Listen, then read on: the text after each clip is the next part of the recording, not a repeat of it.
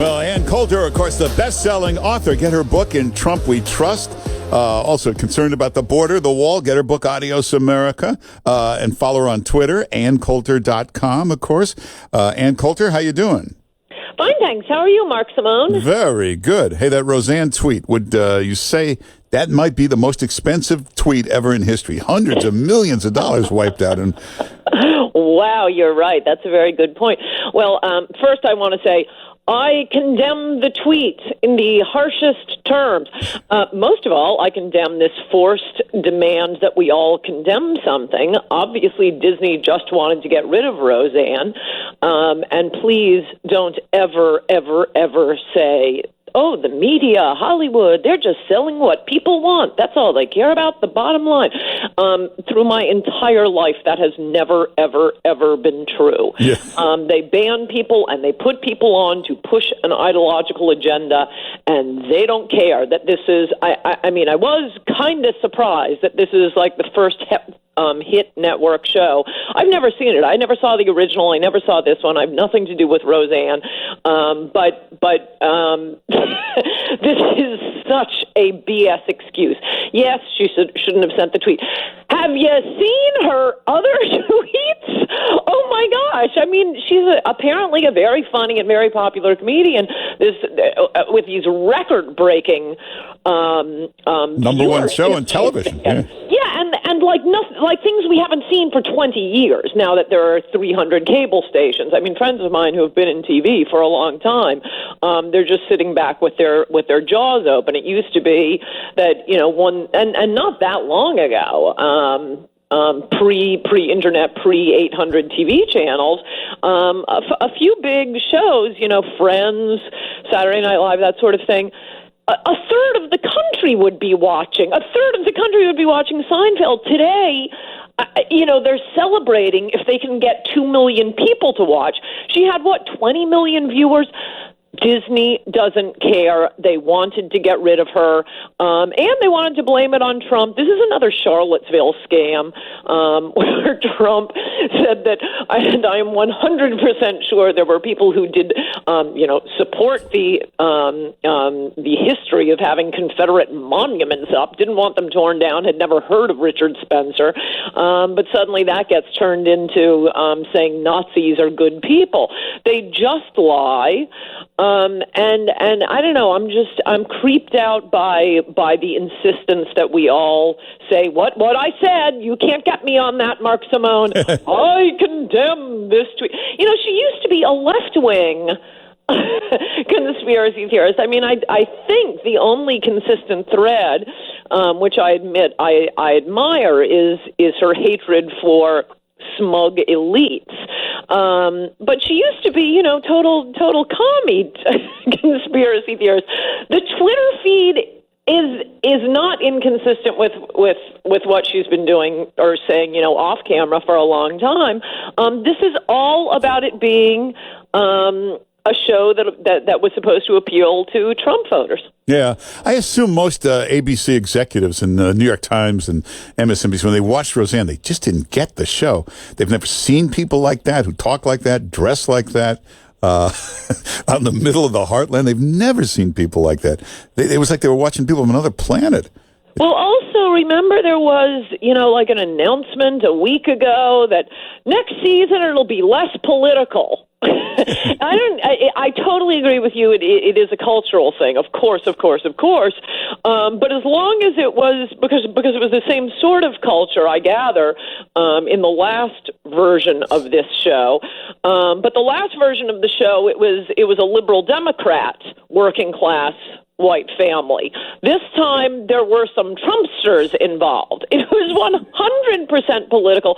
They absolutely do not care about the bottom line. I'll tell you a personal item I found out from when I was in Sharknado 3. They do these things. I think they're the Q ratings. Yeah. For who gets the most audience reaction. I don't know who number one was, but I know I was number two. Needless to say, the creators of Sharknado were, and they weren't the ones who told me. They told other people who told me. Were desperate to get me back back. Nope. It was one of the top dogs at the Sci-Fi Network who said, no, you cannot have her. So they don't care about the bottom line. Stop with the no. They just want to sell newspapers. No. This Bob Iger said it was about values, and if you know Bob Iger, that's his main concern in life. Values. He looks at the board meeting and says, "What about our values?" Well, it's pretty bad. Hey, there's a movement to get rid of Bill Maher now because he compared the president to an ape. But I don't believe in these movements to get rid of people. Well, I know, and obviously I love Bill Maher, but yeah, you can throw a lot of people into that. Joyanne Reed with her account being hacked, and Disney apparently just hired Keith Olbermann, which for different reasons I must say I can't oppose because he is just such a gigantic fruitcake. I love watching him, but look at his Twitter feed. The worst. I mean, I wish that people just for fun would go after liberals for a while because, as I have pointed out before, liberals never understand what's wrong with what they're doing until the law is applied to them. Yeah, that Keith Olbermann has some of the most vulgar, vile, hate-filled tweets, and the same company, Disney, just hired him to come back to ESPN. Yes. No, for hypocrisy, we got it. But as long as they let him talk about politics, I don't care if it's ESPN 400. I'm going to find him on my dial. Oh, my gosh. Giant basket of fruit. So, hey, did you notice the big Trump, we're talking about Ann Coulter, obviously, the big Trump rally last night. At some point, he introduced Senator Bob Corker, who immediately got booed by the whole crowd. It's starting to sink in with these guys that the public now hates the swamp. They want these people gone. Yes. And when, this is a wonderful thing about Donald Trump, just having these rallies because, there is, the term goes back a long way. One of my friends who's into history was just looking through some newspapers. He said he had a newspaper from, I forget what the year was. It was like 1883. And he said, guess what phrase was used? The silent majority. What? Yeah, there is. It may not have been exactly the silent majority, but the majority who are silent, something like that. So this is a concept that has been around for a long time, and man, is it true. It is always the same people who are polite and silent. And with people, we see what the culture, what they want to show us, what people believe. Think of all the people right now, to take the topic of the day, sitting back thinking, wow, it was just a tweet. There must be something the matter with me because everyone I see on TV is condemning this like she's Hitler, because we're all required to. You have to.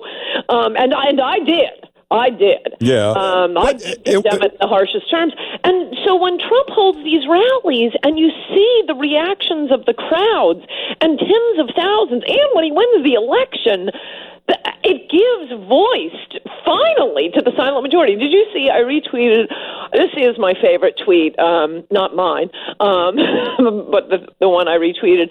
I think of my entire life, I looked her up, I didn't know who she was, New York Times reporter was at Trump's speech last night, and look on my Twitter feed for the exact phrasing. She said something like, "This is so depressing.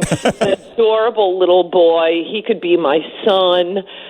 So cute. He comes up to the press pen, starts taking pictures of us with his iPhone while shouting, 'Fake news! Fake news!'" Well, Ann Coulter, I hate to say we're out of time, but everybody check, if you want to follow somebody great on Twitter, follow Ann Coulter on Twitter and go to AnnCoulter.com and get her book, In Trump We Trust, and get the book Adios America. And she's working on a new one as we speak. And yes, I am, and it's exhausting. And give us the title again. Resistance is futile. How the truncating left lost its collective mind. I love that title. And Ann Coulter, thanks for being with us. Thanks. Good to talk to you, Mark. Bye-bye. All right, take care.